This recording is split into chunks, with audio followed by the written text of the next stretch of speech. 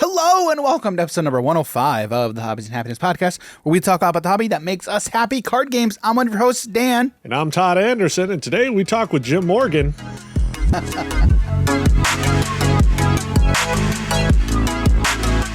All right, so this is not Todd Anderson. We're actually talking to Todd Anderson today. When you said that, I'm like, I'm pretty sure I know where he's going with this. But before we get into that interview, we need to talk about our sponsor, Amazon Audible. If you head over to our affiliate link, www.audibletrial.com/hobbies and happiness, sign up for your free 30-day trial of Amazon's Audible service. All right, that's right. When you sign up, you get a free trial of Amazon's Audible service. What's better is if you are an Amazon Prime member, you get 2 free months. So no Prime, you get 1 month to, excuse me, that's actually not how it works. No. You still get the month, but if you're an Amazon Prime member, you get 2 credits, okay? When you sign up, you get 1 free credit added to your account. You can redeem that for any audiobook on the service, but if you're an Amazon Prime member, 2 free credits. So Prime member, you get 2 free credits added to your account. You can redeem those for any 2 books on the audiobook service. What's even better is if you don't like the service, you can cancel before the end of that 30 days. Keep those credits, keep those books on your account. So again, www.audibletrial.com/hobbies and happiness. Sign up for your free 30-day trial of Amazon Audible today. All right, so this was a fun one. So we sit down for an interview with Todd Anderson. Todd has been doing a lot of Magic the Gathering content for quite some time. I think you said 15 years. It's been a long time, man. It's crazy. So Todd's been doing a lot of Magic stuff in the space for a long time, and we ran into him at GenCon, and so we just bumped into him randomly, and then found out, Twice. Yeah. Bumped into him randomly bumped in, twice. exactly, yeah. Found out he's interested in Lorcana, and then now he's making Lorcana content. Yep. So it was really great to bump into him and really meet him and then talk to him at GenCon, and then started developing that relationship, and it's been now we're able to get him on the podcast, and we had a great conversation really about Magic, Lorcana. Talked a lot about Lorcana, but like what is bringing Magic people into Lorcana. So we're excited for you guys to hear that episode, so let's just jump right in right now. Here you go, guys. All right, we are joined on the podcast today by Mr. Todd Anderson. Todd Anderson is one of the co-hosts of The Lost Boys, a new YouTube channel and podcast dedicated all around Disney Lorcana. Todd, how's it going today? How are you, sir? I'm doing great. How about y'all? Pretty good. Jim, how are you? Man, I had a long day today. You did? Wedding rehearsal. I was about to say, didn't you not work, though? Yeah, I didn't work today. Todd, how was your day? We don't want to leave you hanging, man. It was busy. We're just starting our channel up. I'm doing, a lot of promotion for our pieces of content that we're doing, and I'm leading the ship. It's been busy.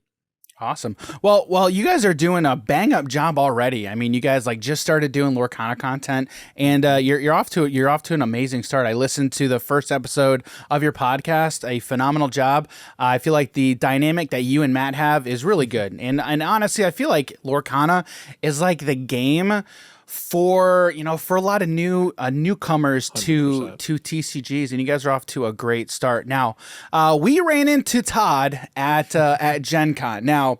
Now I got to ask you first. I don't know if you remember this, but there was. Do you remember what night it was? Was it Thursday night or it might have been Friday night? Well, we met him when we were leaving Sunday. It was the previous night. The previous Saturday night. night. So the previous night, we were leaving the parking garage to go back to our hotel. We're driving outside the parking garage, and I don't know. Do you remember these guys who said outside of their car, say Roll Tide. Roll Tide? Do you recall anybody doing that? Yeah, I do. That was y'all, huh? I was like, dude, that's Todd. Yeah. Dude, tell him Roll Tide. I tell Roll him it every time I see him at a convention. That's good branding right there. That's all. Yeah. I looked down. Normally, I wear Alabama themed flip flops, and I looked down and I didn't have them on. I was like, how'd they know who I am? Yeah, I'm driving out, and Jim's just like, wait, isn't that Todd Anderson? And I look like, oh yeah, that is Todd. And he's like, just yell Roll Tide. I'm like, all right, we'll do it. So, and then the next day, I'm pretty sure it was the next day, we ran into you as we were talking with Steve Warner. Yeah. And can you tell everybody like how that interaction went? Just for you and. All right. So pardon my ignorance. I'm really not sure on Steve Warner. I don't know who that is really. No, sure. I assume they work on Lorcana, but I'm just not familiar with them yet. No, not a problem. So one of the co-designers, we were outside. I think we were outside the Learn to Play room. I think, and we're chatting with him. And then you walked up, and you started talking to Steve, and as you were talking with him, we were like, oh, you know what, we can vouch for Todd. We know what's that. Okay, now I'm trying to remember. Like, when did we see it? When was that? I remember Sunday. That was Sunday. That was Sunday. Yeah. Okay. Yeah, so I actually went up to so there was two places where they were doing Lorcana stuff. There was a Learn to Play room that was off to the side. Yeah. And then there was the main hall where they were actually selling the product. And where they were selling the product, the line was hundreds, if not 1,000 people long. And so I went over to the Learn to Play area, and I just was looking for somebody who had a badge on that said Lorcana, and I just wanted to say, like, I would love to just meet one of the designers. That's what I said. And they were like, I'm one of the designers. I was like, oh, that's super cool. Actually, when I was in line, I had met Ryan Miller, one of the other designers, and cool dude. He told me that he was going to be doing like a little speaking thing over at the Learn to Play around noon. And I was like there to do that and like hang out and wait. And he was just like, okay, cool. Yeah, I'll talk to you in a little while. And then I just never saw him again. Yeah. and then we walked off because we were going to an interview. Yeah. And then Todd was like, I imagine I can't come with you. I'm like, unfortunately. I mean, I would say you could. Dude, it's funny though. While we were walking away, who was the one lady walking with us? Amy K. Her name was Amy K. Yeah. Yes. Yeah. So she was walking with us, and she's like, "Oh, is your other friend not joining us?" I'm like, it's funny. He actually asked if he could go. Is this close? So we were that close. It was that close. We should have just been. You know what, Todd? Come on. So, look, I thought y'all was doing like wheeling and dealing stuff. I didn't know who y'all were neither. So I was like, I'm not intruding myself upon this business meeting between these very obvious Goliaths. Yeah. Game recognized game. There we go. True. So, all right. Well, before we get into the meat of things, Jim has a question that he likes to ask many guests who come on the show, and more notably ones that have a Magic the Gathering background. Yes. So, Jim, take it away, man. Yeah. So, it typically starts I can't even talk. I know. So, figuring out how the rest of this conversation is going to go. It kind of will be based upon your answer, right? All right. So, what are your favorite colors in Magic to play? So I called myself the Teamer guy for a little while because I just really like playing Teamer Delver in Modern and Teamer Delver in Legacy. I would say I lean pretty heavily is it colors, and then I'll splash green every now and then. That's my favorite thing to do, really. Okay. All right. Okay. I like that answer. Baseline is that, and then throw in a third color every now and again. Cool. Yeah. And Todd, can you go through those colors for our audience who may not be familiar? So in Magic, there are 5 colors. Red represents fire. Blue represents water. I'm a big fan of fire spells and water spells. Mm-hmm. Best in the game. Pretty much. Best in the game. That's and that tends to be your your favorite color. So yeah, pretty much. Yep. So now let me ask you, Jim, how's the rest of this conversation going to go? Oh, it's going to go great, Dan. He's like, I mean, I respect green a little bit. Okay, it is in my top 5 favorite color for Magic, so it's got that going for it. Yeah. Tarmogoyf is amazing. Top 6. They did have colors a while back. Well, that's not a color. Plus, depends on who you ask. Plus, I mean, Tarmogoyf is an amazing card. Yeah. Sure, they did nerf it by making it green. If it was a black card, it would have been broken. And it should have. It should have been. But hey, that's just me. They also nerfed by printing a card called Fatal Push that kills it for 1 minute. Yeah. That's true. A couple downsides for Mr. Tarmogoyf these days. Also true, yeah. So, all right. Well, let's get into the meat of this conversation, and we're really going to talk a lot about Lorcana today. Because in all honesty, when we ran into you at GenCon and heard that you were interested in Lorcana, and then as we got continued talking, you know, you mentioned quite a lot about there being Magic players there were a lot of Magic players who were interested in Lorcana. So what I want to ask you first, like. What was it that initially drew you to Lorcana? I'm going to be honest with you. I wasn't super interested in it. Even heading to Gen Con, I was in a car ride for about 8 hours with a buddy of mine from Roanoke, Braden Bowdish. And he said, he's going there to do it. He's going to wait in line. He's going to get as much product as he can because they think there's going to be a big shortage. I'm like, okay, whatever. I show up and it's like, okay, people waiting in line are getting knocked over, and there's like a huge hustle and bustle on the first day. One day. And demand is so high that they're having to do cordons and like having Gen Con staff like set up lines. And my wife actually works for Gen Con, like helping run the event and stuff. And she was like, yeah, we kicked its butt. We had a bunch of staff go in and just set up a huge line, and people started waiting in line the day before, and it was very, everyone was super nice and cordial, and the staff was just like very concise in their directions and execution. And I was just like, wow, okay, so it seems like things are pretty back to normal. Maybe I'll just like go stand in line and see if I can buy a box. Maybe I'll be able to sell a box to one of my friends who very obviously wants it. And there was a lull on, I think it was Friday or Saturday, and I got in line and I was like, hey, maybe this won't take like an hour. I got, eventually got to the front of the line, got a box, talked to the designer, Ryan Miller, for just like 2 minutes or whatever. And then I went on my merry way. And then that night, Braden actually showed me how to play the game, and I was like, oh, the game's good. Like, the engine is good. The cards are whatever. Like, he had two of the starter decks there. The cards are pretty weak. The games were a little lopsided, but, like, some of the cards were like, whoa. Really nice. Yeah. And the moment where I had, like, an aha moment was when I played Steamboat Mickey. And Steamboat Mickey might not mean a lot to most people who are listening to this, but like when I was a kid, Steamboat Mickey was like the first cartoon that ever was made. And that was like a huge deal when you watch Cartoon Network, and they would talk about the history of animation. They would talk about like Steamboat Mickey whistling, doing a thing or whatever, right? And the first time I just like, I wasn't even really reading the cards or whatever. I was just kind of going through the motions, and I put something down and I put something out that was 3 mana or 3 ink, and it was a Steamboat Mickey. I was just like, oh, so they're just literally pulling all the characters from like different points in time of their, movies or TV shows. 100 That's cool. years. Right. So what else can they do? And then every other card was like this one character from this one movie that I saw when I was 10. And then, it's like, he's got a sword, and it's a Boo holding a sword or whatever. Yeah. And I was just like, he's got a sword. Yeah. You idiots. We've all got swords. I'm here all day, guys.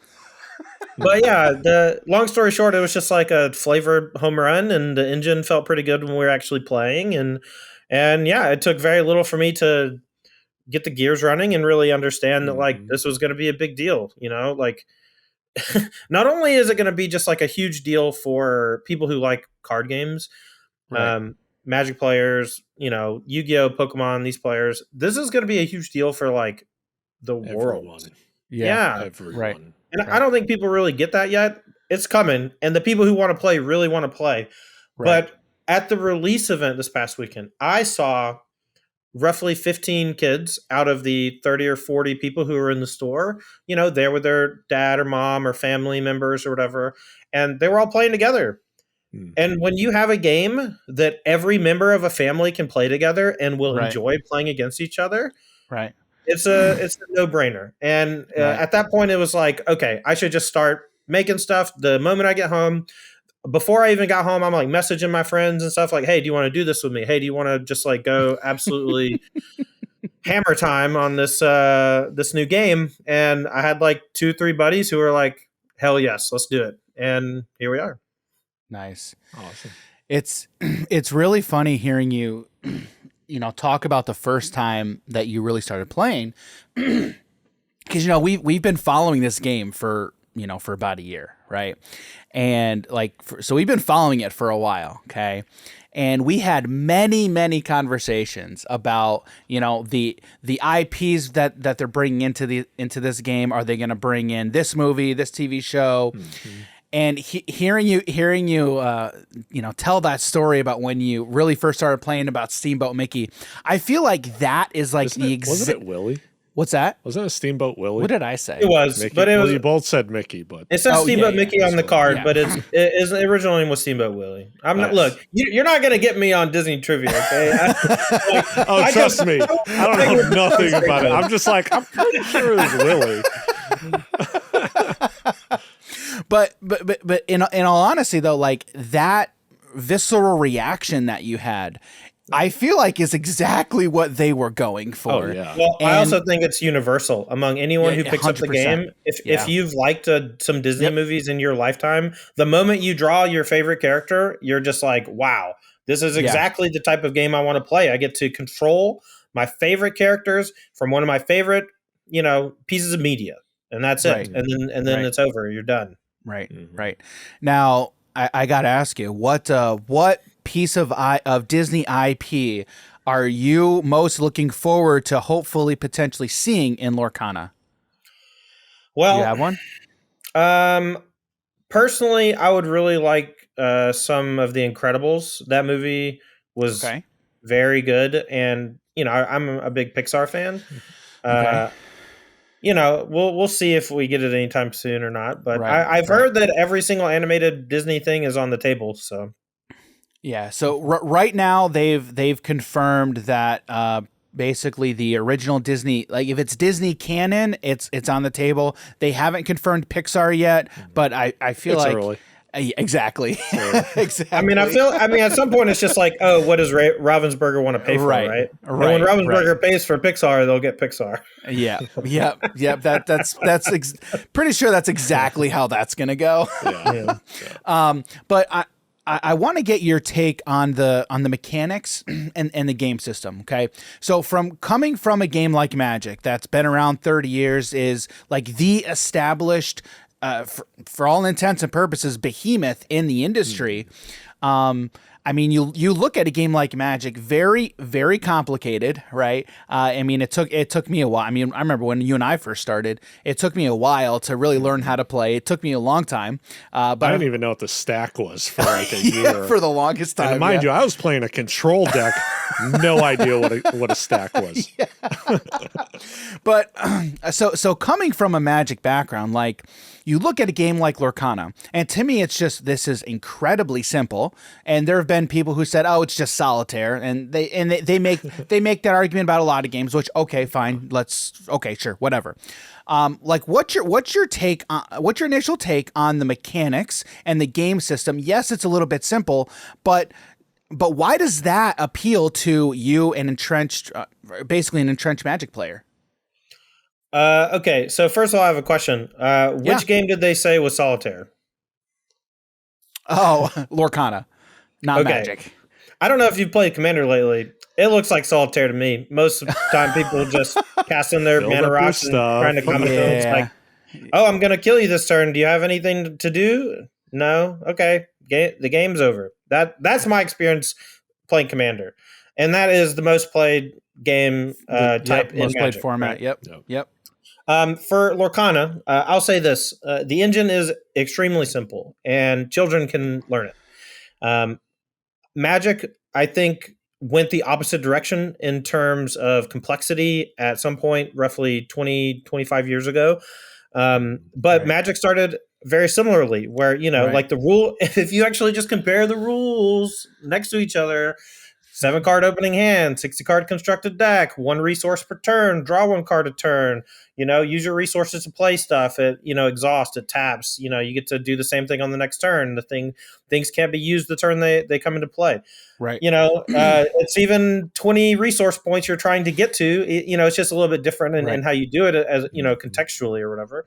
Right. But the same way that you look at Magic, where attacking with a creature makes it vulnerable to a block, using your creature to gain lore in Lorcana opens up to a defensive attack from your opponent. You know, their creatures are acting not as ways to end the game necessarily, but they're acting as also defensive game pieces to, you know, punish your opponent for using their pieces, because every time you use a piece, it's prone to being interacted with by your opponent, like in another dimension.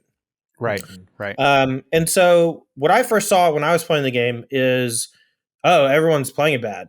Everyone is just like, I can gain some lore, I'll gain a lore. And my first thought was, if I gain lore with this thing, my opponent's going to attack it and kill it, and they leave their thing in play.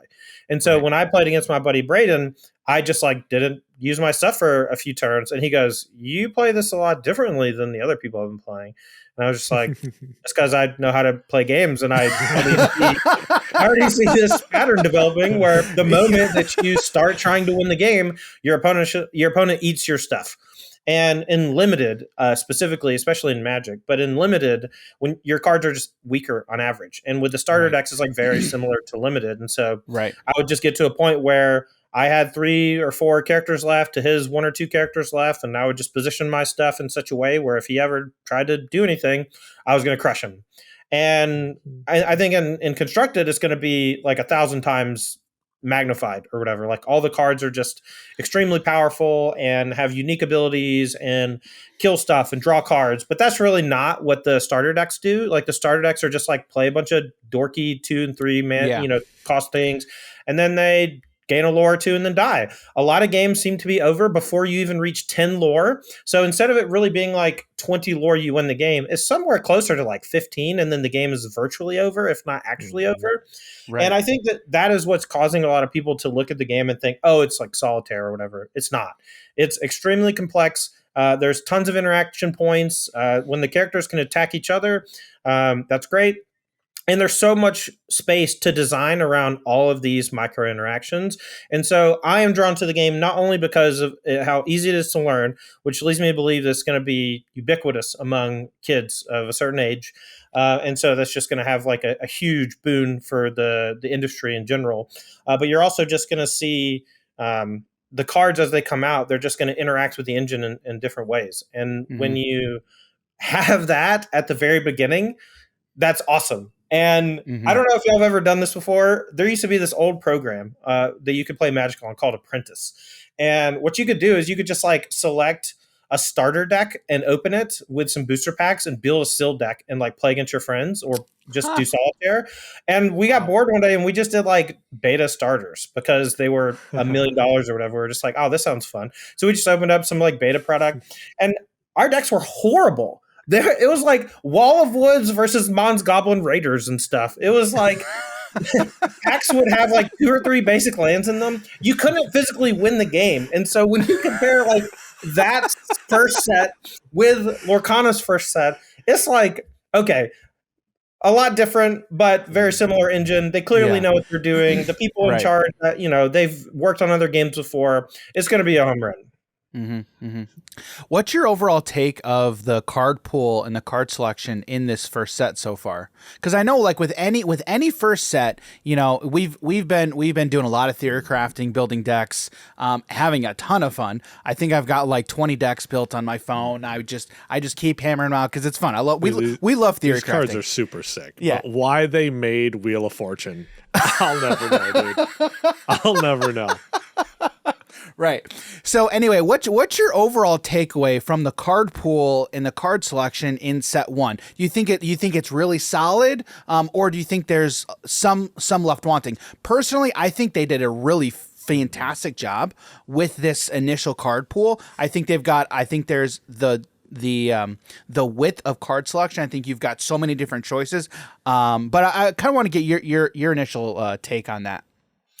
So one thing in Magic that a lot of people in the know kind of get when they draft or play sealed deck or whatever is that some cards have to be bad so that when you're playing the game, there is some amount of a learning curve, and that you essentially sift away all of the chaff and are left with the gold. And when you start to compare it to large formats in Magic like Legacy or Modern, you know, the card pools are just enormous. And so the barrier of entry is extremely high. Right. In Lorcana, we're in set 1, and so the barrier for entry is very low. And most decks have 1, 2, 3 cost characters in them that function as not only as potential win conditions, but also as potential defensive pieces. And if you start looking at the characters like removal spells, then you start to understand the game a bit differently, and the cards have more context and they make more sense. And I think that they did a really good job of hammering home how important it is to be reliant on characters, not only for winning the game via, questing for lore, but also just as tools that you use throughout the game to do a multitude of different tasks, whether it's drawing cards, manipulating the top of your deck, using some of them to pump other ones so that they trade up, and your 1 and 2 cost cards can trade for their 4 and 5 cost cards. The only thing that I think I'm really wanting more of is the ability to exert your opponent's characters in some way so that you can challenge them and save your own life, like, more realistically. And as far as I can remember, there's only a handful. And they're both Elsas, I believe. Yep. So 3 cards: Freeze, Elsa, small Elsa, and big Elsa. Yeah. Small Elsa is kind of cool because she exert an opposing character, but then she just dies, and then you can only do it one time. The big one is a knockout. Like, it literally just comes down, stuffs your opponent's, messes them up, and the game's over. So, that's right. It's this card right here. We got it. I forgot we got one. Just have it chilling already. That's the one we're talking about. Yeah, I think that there's obviously some room for more stuff, but I think this first set is killer. I'm literally opened. I opened 1 box and like 6 booster packs, and every time I opened a pack, I saw a card that I hadn't seen before, and I'm just like interacting with the game in such a way where it's still fresh to me and still new to me. Yeah, and I'm not just like in there every day, just like reading every card and building a million decks. I'm like really enjoying my time, like getting to know the game and understand the engine. And I care way more about just showing this to other people, and whether it's the physical game, things on the internet and stuff like that, or just like showing my friends how to play. Like, I've showed like 3 or 4 people how to play already, and most of them are just like, yeah, this is good. And I'm the same way. Yeah, Lorcana is the first TCG that my wife has actually sat down multiple times and played with me, and will gladly do it. That's crazy. I played. But you're not alone. You're not alone. That's gonna be a widespread phenomenon. Yeah, and then people are gonna play with their kids. I heard at GenCon there was someone who was getting cards so they could play with their grandmother. Yeah, that's crazy. 2 generations removed playing games together. It just doesn't happen. Like Monopoly, right? Monopoly is the game that people came around at Christmas time and would sit around and play because it's really easy. It deals with a resource system and like currency that we're all used to dealing with, and it's so stupid that a kid can play it, right? And Lorcana cards game. And Lorcana, it's not quite as watered down as Monopoly, but like the engine itself is very simple, and most kids just like pick up on the little patterns really quickly. And I wouldn't be surprised if the first world champion was like under 16 years old. I think that that's a real thing that can happen. I mean, we've had that in Magic the Gathering before, back in I want to say 2004, we had Julian Newton was a world champion at 15. So I think that could happen in Lorcana very early. So yeah. So one thing I wanted to get your opinion on, there was an article, I think it came out last week. I don't know if you saw this, but it's from Sam Black. I know you guys, I know you talked with him. I think you talked to him at least at GenCon, but the article was about using card games that utilize cards as face down resources. We're probably going to tackle this in a completely different episode because it was a very well done article. He articulated his points very succinctly and did a phenomenal job. Okay. First of all, have you seen that article yet by chance? No, but I know exactly what his problems are. We talked a little bit about it at GenCon. Okay. I'm curious on your take. What do you think of a game? Because there are other games who have utilized this type of system, but utilizing cards from your hand as face down resources versus the traditional Magic system where the resources are land cards or specific card types in the game. As now that you've played Lorcana quite a bit, what's your overall take on that mechanic, and then how you think it fits within Lorcana? Playing the stuff face down, if you actually read the way that it's coded into the engine, every single thing that makes an ink says specifically to do it face down in your inkwell. And I think at some point they're going to allow you to play some things face up in your inkwell that have abilities. And it might be things that only work in your inkwell, and it might be things that can only be played as ink or just having some very minor effect otherwise. Right. And so I think that they're doing that right now to not only to reduce complexity, but to also just like reduce confusion. If you play it face up, it's very easy for someone to look over on your side of the table and be like, hey, what's a mana? What's a ink? What's in play? And in Magic, I mean, you look at sometimes people put their lands in front of their creatures and they put lands over to the side and whatever. Isn't that against tournament regulation now? Yeah, but when was the last time you played a tournament that had a judge at it? It's been a while. Good point. Yeah, exactly. Things on nothing matters anymore. It's 5K at AF. I didn't even play. Yeah. Anyway, so I think face down is more of like a nod to like, we want to keep it simple and we don't want to have ways to manipulate the inkwell, at least for now. And I'm perfectly okay with that in the grand scheme of things. I actually played a game that one of the designers worked on previously called Kaijudo, where you played cards face up. Duel Masters. Yeah. You played cards face up as your resources, and then if it was monocolored, it would be untapped, and if it was multicolored, it would enter tapped. And so that was like how they balanced playing two colors or whatever, right? And I thought that was fine. I never really had problems with it, but like I could understand why someone who was a lot younger than me, who's not played a lot of card games, might mess it up or accidentally put one of their cards from their resource pile into play or whatever. Like I think that just happens all the time on accident. And so this prevents that. And it also leaves room later to do inkwell face up. And so if you have both of those things, I think it's more than fine. Or we get dual face cards. Dual face cards? Yeah, when you put it in, that's a completely different thing. Yeah. It's a location. That was one of the things I was looking for. That's from a different game too. I did that in it was the versus system. It was DC versus Marvel back in the 2000s. You could play things face down, and then you could turn them over at any point, and they would be locations that had awesome abilities. And I know that one of the locations was like all my Brotherhood minions get +5 attack, and it was crazy. It was so good.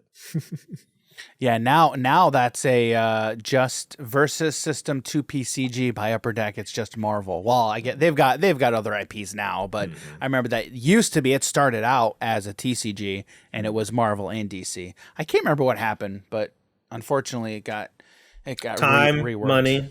Yeah, just like everything else, right? Time and money. Yeah. So look, eventually, the Grand Canyon gets made. You wait long enough. Yeah, that's true.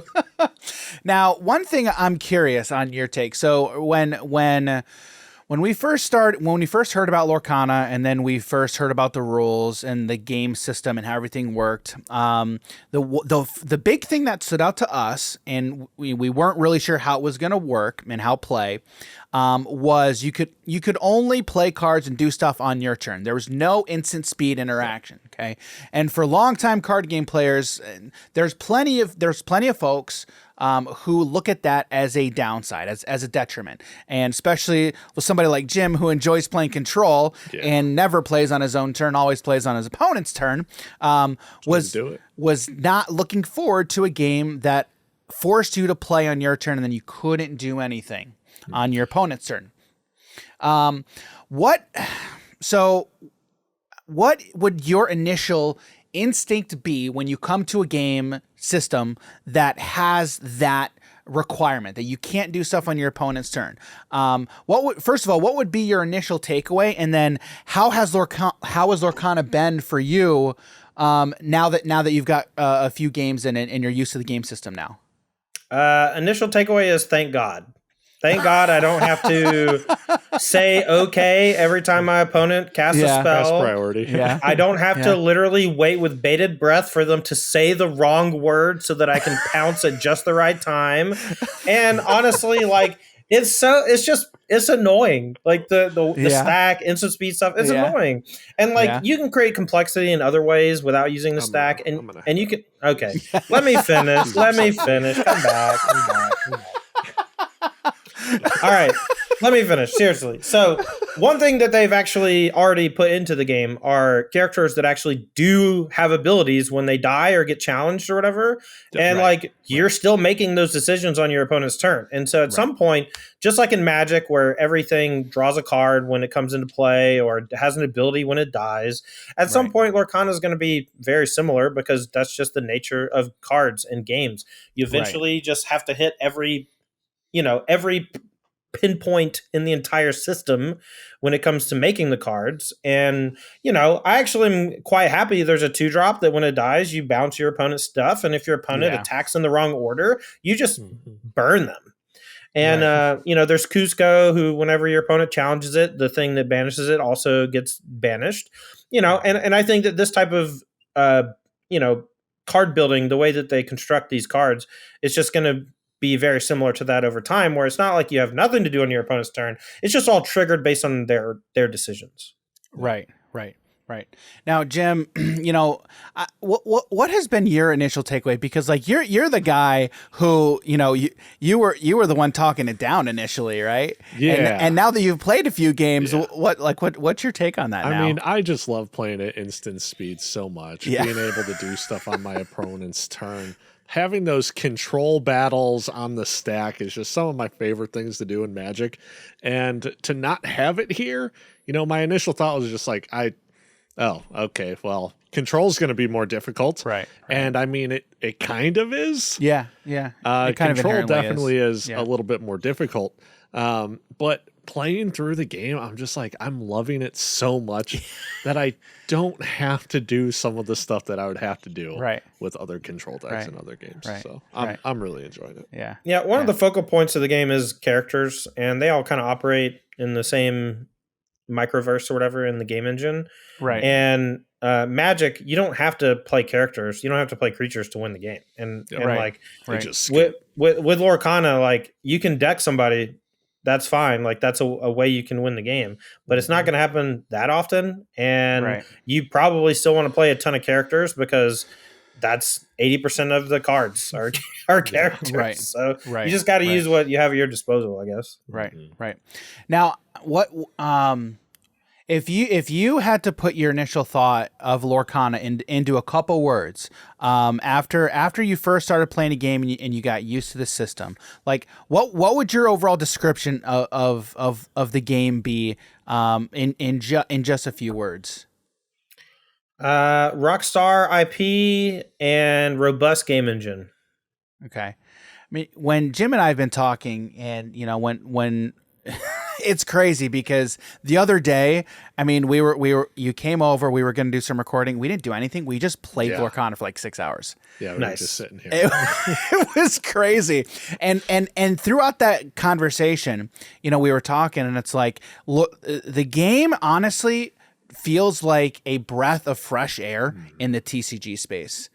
And you made the comment, you were like, you feel like this is like the game the world needs right now. You said something along that line, right? It's just so much fun, and it's so different, and it kind of just brings people together. It's like kids love the IP, their parents grew up with the IP, their parents grew up with the IP, and then even further beyond, going up to 100 years in the making. Right. So it's just like, and it's not just something in the US.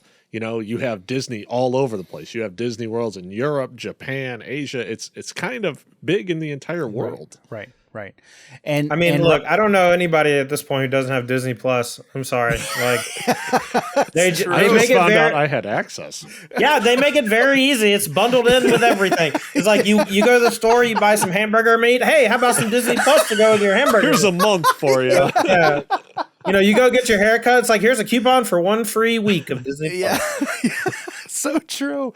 So going off of that, I mean, the brand recognition is huge. I mean, it's, and we were talking for a long time. It's like, there's been quite a few people who it's like, they really didn't understand the depth of the Disney name. Like, you throw Disney on something, there's so many people who are just going to jump at it. And so, I mean, Ravensburger clearly, clearly, I think they've got a hit on their hands. They have started off doing phenomenally well, with this first set, right? But in your estimation, Todd, like, what do you think Ravensburger needs to do within this first year, these first couple years, to continue that success and then potentially make Lorcana one of the top TCGs in the space? I think it's pretty clear that they're going to be one of the top TCGs in the space. Just the initial buzz is pretty incredible. I think that their biggest downfall will be if they don't increase supply. The one chokehold right now that they're in is that they don't have enough supply to meet demand. And now, initially, I think that's a good thing because it's generating an insane amount of buzz. And the fact that people are like just buying as much as they can at all points means that like we're not close to the ceiling. And when you're not close to the ceiling, then the ceiling is what's holding you down, right? Like, or like you just have to get to that point before you start exploring reasons why your game is going to fail. And we're just at like 10% capacity out of 100. So right. Right. I think outside of just the issues like of quantity of product, I think eventually it'll just be, do you make enough cards that are fun, and do you make enough cards that resonate with the people playing them? And so far, first set, home run, knocked it out of the park, very much resonating with me personally. And I think the feeling is mutual. Many of my friends, just talking about their favorite cards all the time just feels very natural and like not weird, not nerdy, not dorky. And for me growing up, that was a huge problem. If you just started talking about Magic in a public space, people would look at you like you're crazy. Now, if you're just like, oh yeah, I love playing Lilo, blah, blah, blah, someone around is going to be like, oh, Lilo and Stitch, I watched that with my daughter 5 years ago when she was 6 years old, and it's her favorite movie. Oh, well, she's going to love this game. It's a card game where you get to play Lilo and Stitch together in the same deck. How cool is that? And then that person's going to go immediately to Walmart or whatever, and they're just going to like look for Lorcana for their kids. So going off of that, there's a thing that I'm honestly looking forward to. Okay, I talked about playing this game with my wife. Okay, I'm waiting. So my kids right now are 6 and 7. Okay, I'm just a couple years. Really, they're that old? Yeah, I know, dude. They're that old. I'm waiting. 5. Yeah. I'm waiting until it's just a couple years, right? And then I cannot wait until they're old enough to be able to comprehend the game.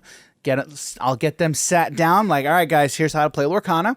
They're going to get super excited with the cards, with the characters. I've already showed Penelope a bunch of the princesses. She's super excited, and then we'll be playing some multiplayer 4-player games Lorcana. I am so looking forward to that. You've no idea, dude. It's crazy. Yeah, I'm calling it now. Family game night is going to be Lorcana heavy. And I think in a couple of years, you might even see something as drastic as Lorcana Club in a lot of schools. Like Magic Club was a thing in a couple of schools over the last like 5 or 10 years, but it never really took off. And Pokemon, when I was in my early 20s, Pokemon got really big with my nieces and nephews, and they didn't even know how to play the game, but they just liked collecting the cards and just like trading them with each other, like their favorite characters back and forth. And I think a lot of that is because the Pokemon game is a little bit difficult for a child to understand. Right. But this game is not that difficult. I've already seen multiple 10-year-olds learn how to play very easily, and I think that is basically just going to become an activity that you can do at school. And I think a lot of schools will see the IP as something that's very kid friendly, and that they can use it to not only grow their, community to just like have events and stuff at their school, but also to just like keep kids out of trouble and to keep them occupied. Like imagine you're a parent and you don't get off work until 5 p.m. Your kids all get off school at 3:30. Like, what do they have to do for an hour and a half? Like sometimes you have to have a babysitter. Sometimes like you have to have your neighbors watch them, or they have to ride the bus alone and go home alone and be alone for like an hour before you get home. And now that's just not a thing, because there's going to be like dedicated teachers and just like people in charge that are just gonna be like, look, this is a great thing for a bunch of kids to do together, and we can make this a natural, normal thing that you can do until it's time for you to come pick your kids up from school when you get off work. And I think it's going to be easy, and I think it's going to be widespread.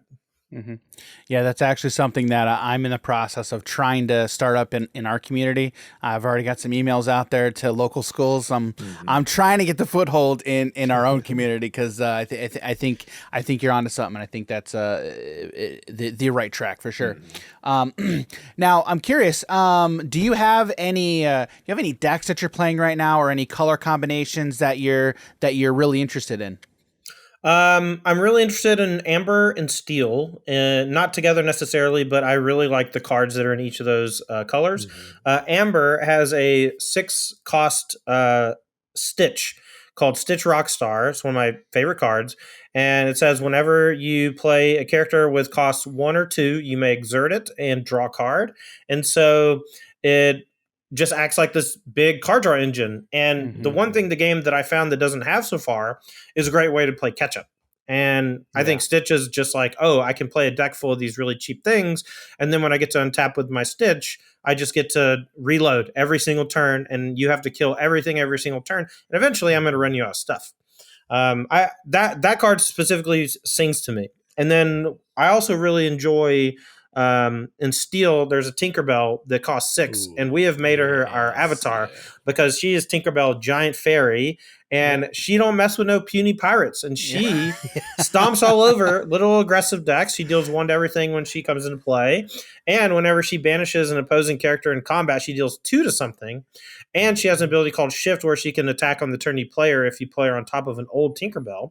And so if you're playing against an aggressive deck and they've tried to gain a bunch of lore against you, you just play Tinkerbell on 4, you squish all their little things, attack, squish 2 more things, and it has 5 toughness, so it's still alive most of the time. It's ridiculous. Yep. She has been she saved my bacon quite a few times. Such a good card. Such a good card. Best card in the format? I mean, it's early, but maybe. She's very good, yeah. She's not good against like the ramp decks. Like there's a Mickey Mouse that ramps, a 2-mana card that ramps, and like, but she's like the aggro killer, and that's why I love her. Yep.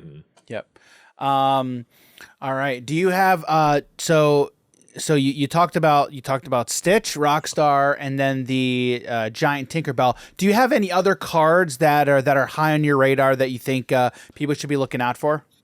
Oh, absolutely.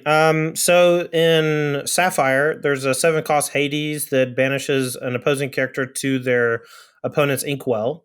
That one's awesome. There's a 9-cost card from Ruby that banishes a character straight up. That's Maleficent, the big dragon. She's great. In green, there's Emperor Cusco, who quests for a lot of lore, and if your opponent challenges it, their thing dies. It also has 4 willpower, so it's like kind of hard to knock down with cheap things. So oftentimes it costs 2 cards to trade for it, which is great. Or their biggest thing, which is also great. Let's see what Steel. There's also a card called Grab Your Sword. I really like it. Deals 2 to all your opponent's stuff, and it's a song, so you can sing it. And I really like Ariel that sings. She's a 3-cost that can sing for 5, and looks at the top 4, and you find a song. So those are kind of like the things I'm liking and building around right now. I also really like Maurice Inventor, but I haven't really figured out items yet. Maurice is good. We've tried. I'm still trying. I am trying. So the first deck that we built, I called it Crab Control. It was so it's built based around Tamatoa. So Tamatoa and Maurice. It was Steel Sapphire. Did you get beat by Moana yet playing your Tamatoa? Isn't that, or does she banish Taka? That's Taka. I couldn't remember which one she banished. Yeah. We've been getting beat by everything with this deck. My word, that deck, starter deck. Yeah, it's very difficult. But I don't think I don't know if Sapphire and Steel's the right color combination for it. I want to build it in all the different color combinations just to see what I can make work, because I think there's something there, and I want to make it work. And I've just been banging my head against the wall. I mean, it'll be like that though sometimes in theory crafting. Next set it'll be broken. Yeah. Watch. Yeah, yeah. Look, people like that's one thing I'm stressing. Like I've heard people on Twitter and stuff just say that card's bad. I'm just like, you don't know anything. We don't know anything. We are literally we just dug up a dinosaur bone and we're like, that's only one dinosaur bone. There's no more bones there. It's like, no, there's a whole Tyrannosaurus Rex under there. You just keep digging, and then you'll understand that little toe bone is extremely important for holding that whole thing up. Yep. So going off of Tamato, the next one I want to try is either Sapphire and Amber with the lantern to make your stuff cheaper. Okay, yeah, that card's cool. That's one direction. Or the other one would be Sapphire and then Ruby, because now you have access to the sword, the shield, the apple. So that's another color combination that I want to try. But Maurice has been magnifique. Beautiful. It's such a beautiful card. I don't want to overplug my own stuff, but on our Patreon, we have free articles. And one of our Lost Boys, his name is Zach Weaver, just wrote an article about Maurice. And he talked about all the different color combinations you can pair with it. It was very good. Very good if you're interested. Yeah, guys, go check out that article. Go check out the Lost Boys Patreon so you can get access to that article. I will have to go check that out myself because...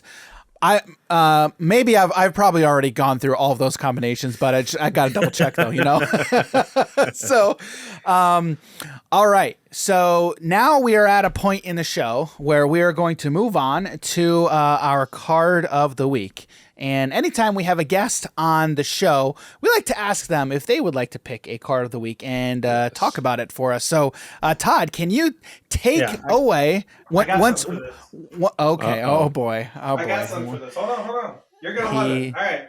So my card of the week is Desolation. Oh, nice. I got my wife got me a print of the art for my birthday a couple years back, and this is one of my favorite cards, Desolation Angel. It's 7 cost. All right, sorry. It's a 5 cost angel, right? But it blows up all your lands, and you're just like, oh man, why would I play this piece of crap? But then, if you spend 2 white when you play it, you blow up all the lands. So that's pretty cool. And that was like one of the first competitive decks I ever built was Desolation Angel, black white, and it was great, and I loved it. What else was in that deck? This was a standard deck. It had Dark Ritual in Mercadian Mask was in standard. And it also had Phyrexian Arena. Phyrexian Arena, 3 cost enchantment. You could play turn 1 Dark Ritual Phyrexian Arena and go bananas. Right? Oh, wow. That's crazy. We played, Wrath of God. We played Rout, which was like a 5 cost Wrath of God that could be kicked and played at instant speed for 7. We had the Desolation Angel. The deck also had Nether Spirit, which is an old card. It costs 3 for a 2/2. And it says when it's in the beginning of your upkeep, if it's the only creature in your graveyard, you can return it from your graveyard to play. So that was kind of the gist of it. It was a control, mid-rangey deck. It played a lot of discard like Duress and Gerard's Verdict and some other stuff. But I mean, it was an extremely powerful deck, and that was one of my first tournament decks I ever built, and it felt great. Nice. So for those of you listening, I'm gonna go through the card here real quick. So Desolation Angel, it's a 5 cost, 3 and 2 black for 5/4 angel with flying, obviously, but also kicker 2 white. So Desolation Angel reads: when Desolation Angel comes into play, destroy all lands you control. If you paid the kicker cost, destroy all lands instead. Did you ever not pay the kicker? So, funny story. So, Dark Ritual was legal, right? And so you could go turn 1 Dark Ritual, Desolation Angel. And that's so a 5/4 flyer on turn 1 on the play was almost unbeatable in standard because the only removal spells that could deal like 4 damage with regularity were way more expensive. Usually cost 4 mana. Flame Tongue Kavu was like one of the cards that could challenge it. But like red spells couldn't kill it very easily, and most black spells at the time were restricted to killing non-black creatures. So it was just really strong. This just seems like playing Rakdos Scam right now. Yeah, kind of. Look, Dark Ritual is a heck of a card. I don't know if you've gotten to cast it too often, but no, I haven't. They used to put that in standard. I think that was the last time it was in standard, but like They used to put that card in standard. Yeah, we need Lightning Bolt back in standard. I Just agree. like we have it in Pioneer. Yeah. Look, yeah. that's one huge thing in Magic that I think they really messed up with is they stopped making those cards every couple of years, and they just kept juicing creatures. And so now it's just like every single creature does 14 things and is hard to kill and draws a card, and like no one gets to do the Dark Ritual fun stuff, right? Like no one gets to, I don't know. Yeah. When was the last time there was like any ritual in standard? Last time I remember, the one that was good was Seething Song, and it was reprinted in a core set, but it was also in, I want to say, Mirrodin, original Mirrodin block, and we used to go Seething Song into Arc Slogger. We'd play a 4/5 on turn 2 or 3 off a Seething Song, and it was this big baddie. Wow. Yeah. So yeah, it's definitely been a while. So, all right. Well, yeah, that is this week's card of the week, Desolation Angel. When I sent this to Jim, I don't even know what I said. I don't remember what you said, but you were like, "Oh, I see what I said." That card is effed up. That is what he said. Yes. You know, they used to just print Armageddon. You know, they used to just put Armageddon in standard like all the time. They put it in like 6th edition. I think it might have been in 7th edition, but maybe they stopped putting it in 7th edition. But like, you used to could just blow up all the lands. And if you had like a 5/5 in play and you blew up all the lands, the game ended. And that's why I like Desolation Angel, because it's both. Armageddon on a big stick. Well, hang on. I'm curious though, like, because nowadays, if you talk about blowing lands up in Magic, people get like so mad. I'm mad. I am one of those people. Because I like to play Lands Matters deck, and we have a friend who brought just a land destruction deck. Yeah. I'm like, you are never allowed back here. Listen, man, when you play Heads Up, blowing up 2 people's lands is like, okay, you've set a bar for this game to end, and it has to end in the next like 5 turns. And if it doesn't, you're just elongating the game by like 10 turns. Right. In Commander, you're essentially doing the same thing, but like 2 extra times, and you're just kind of just wasting 3 other people's time. Like, it's just very not fun to just sit there and do nothing, you know. Increases the game by 2 hours. Yeah.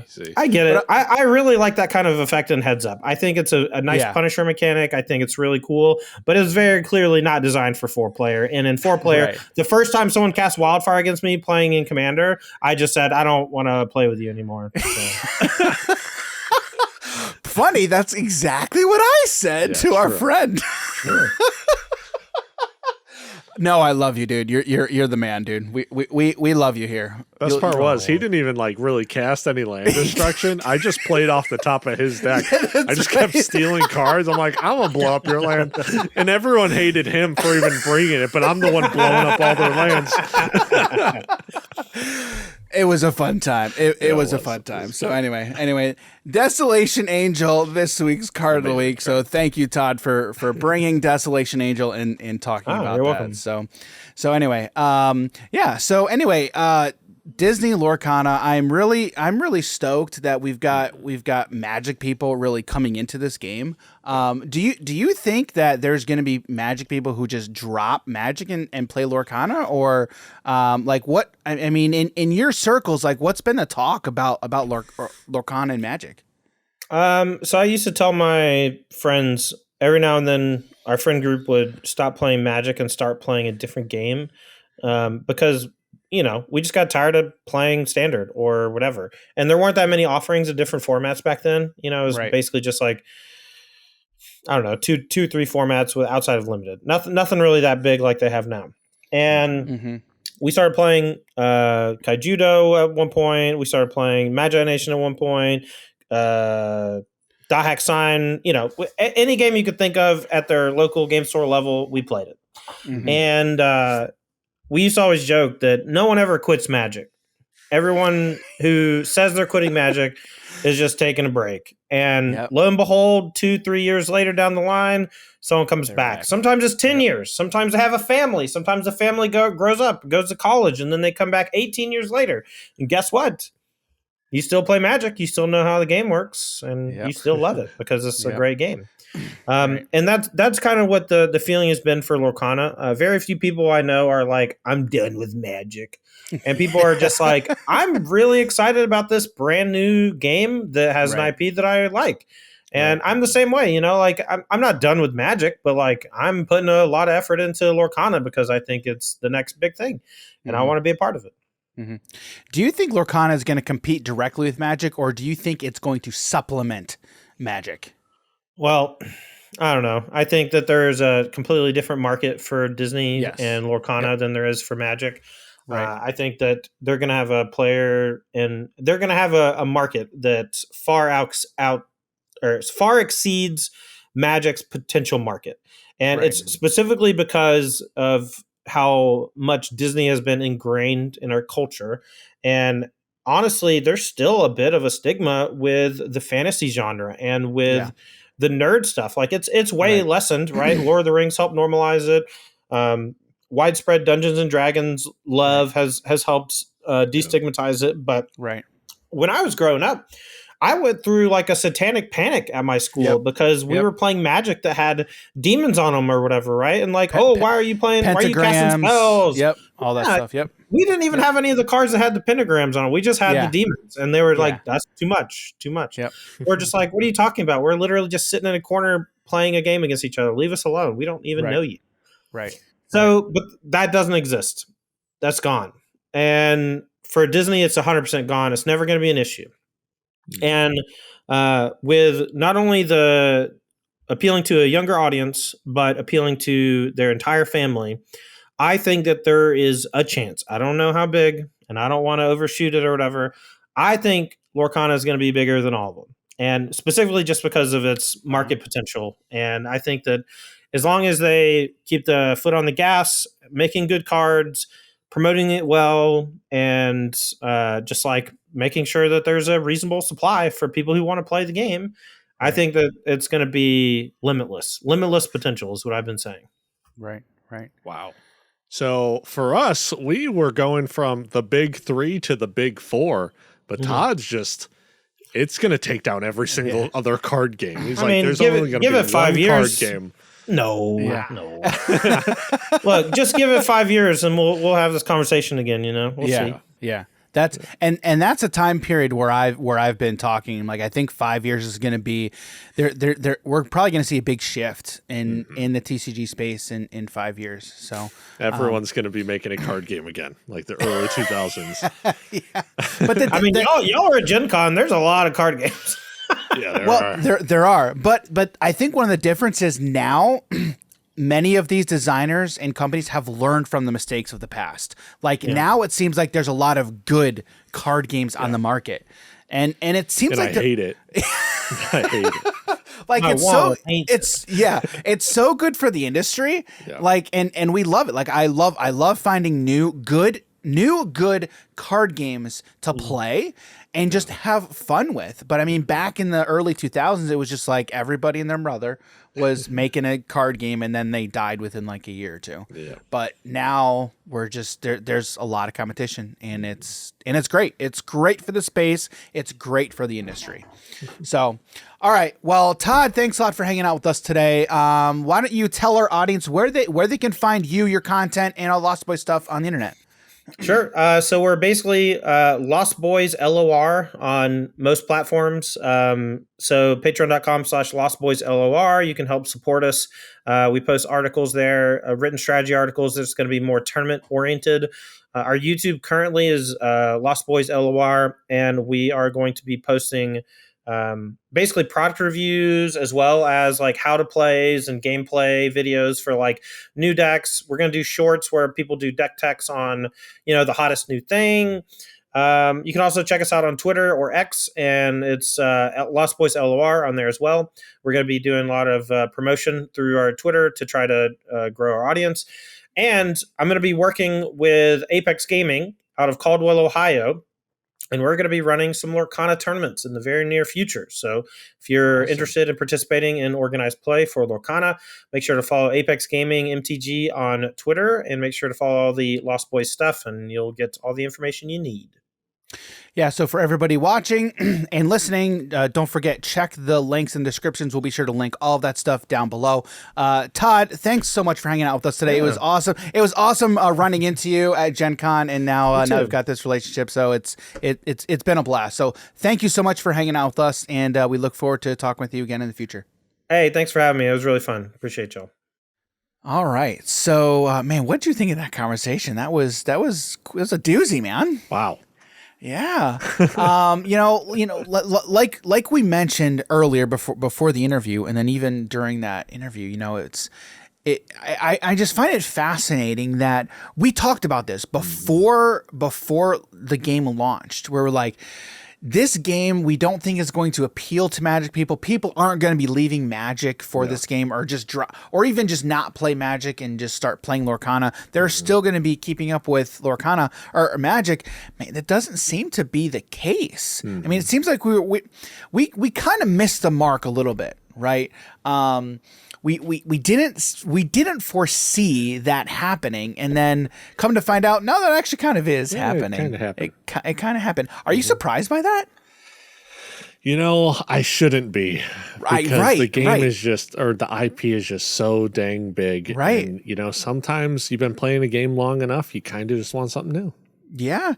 I mean, and you've been saying that for just a few weeks. Yeah. And it seems like there's a lot of people looking for something new. They'll still play Magic, they'll still play that other thing, but this game really, Lorcana, really does feel like that breath of fresh air. And one thing I've learned from playing MMOs, and something that like the game developers for Final Fantasy XIV have said, it's like, we're not trying to destroy these other games. We're not trying to make it to where this is the only game you play for the rest of your life. Right. When you get tired of this one game, go out and do something else. Right. And you could do that with Magic. You can do that with Yu-Gi-Oh. You can do that with Pokemon. Lorcana's out now. Right. Any other card games. You don't have to just fully immerse yourself into one card game. Right. You have so many out there you can play around. Right.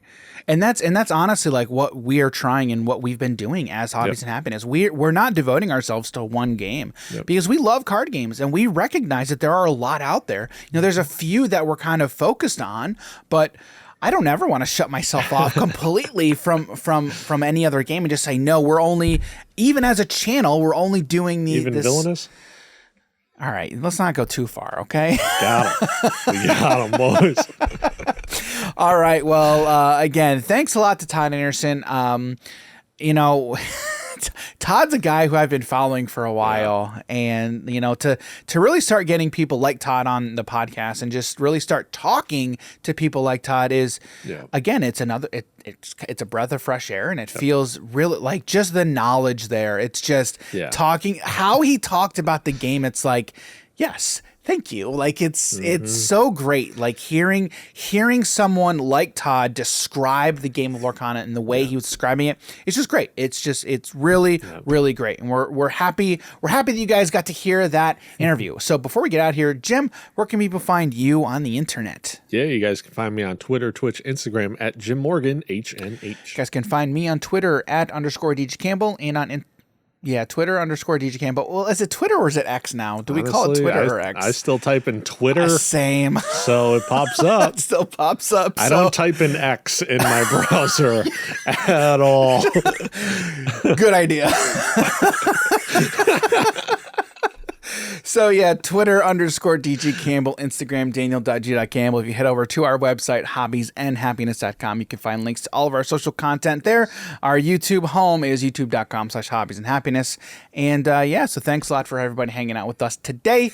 And next week is going to be another great episode. We're going to be diving in to that Sam Black article. I'm really excited because it was a phenomenal article. Can't wait to dive into that for you guys, let you all know our thoughts as well.